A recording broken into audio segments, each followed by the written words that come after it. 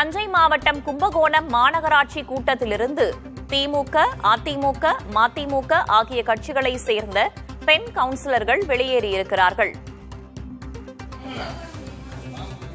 கூடுதல் தகவல்களை வழங்குவதற்காக செய்தியாளர் விவேக்ராஜ் இணைந்திருக்கிறார். அவரிடம் கேட்கலாம். விவேக்ராஜ், 11 பெண் கவுன்சிலர்கள் மாமன்ற கூட்டத்திலிருந்து வெளியேறியிருக்கிறார்கள்.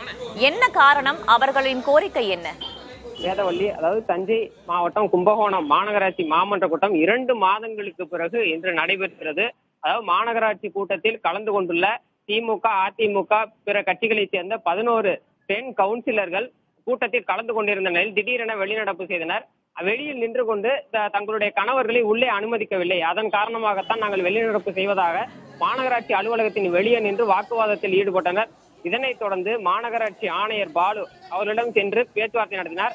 அப்போது மாநகராட்சி வளாகத்திற்கு உள்ளே கூட தங்களுடைய கணவர்களை அனுமதிக்க மறுக்கின்றனர். அதற்கான காரணம் என்ன என்பதை கேட்டு அவரிடம் வாக்குவாதத்தில் ஈடுபட்டனர். உடனடியாக அவர் ஊழியரை அழைத்து என்ன காரணம், ஏன் இவர்களை உள்ளே அனுமதிக்க மறுக்கிறீர்கள் என கேட்டார். அவருடன் இதற்கான ஆணை எங்களிடம் இருக்கிறது, உள்ளே அனுமதிக்க கூடாது என தெரிவித்தனர். இது தொடர்பாக மாநகராட்சி துணை ஆணையர் தமிழழகன் அந்த பெண் கவுன்சிலர்களை அழைத்து என்ன விவரம் என்பதை கேட்டு தற்போது பேச்சுவார்த்தையானது நடைபெற்று வருகிறது. வேதவள்ளி, கணவர்களை கண்டிப்பாக உள்ளே அனுமதிக்க வேண்டும், வளாகத்திற்குள்ளே அனுமதிக்க வேண்டும், இதை அவமானப்படுத்துவதை போன்று என பெண் கவுன்சிலர்கள் தொடர்ந்து கோரிக்கை வைத்து வருகின்றனர். வேதவள்ளி, தங்கள் கணவரை அனுமதிக்க மறுத்ததாக வாக்குவாதத்தில் ஈடுபட்டு தஞ்சை மாவட்டம் கும்பகோணத்தில் 11 பெண் கவுன்சிலர்கள் வெளியேறி வருகிறார்கள். அது தொடர்பான தகவல்களை தந்தமைக்கு நன்றி விவேக்ராஜ்.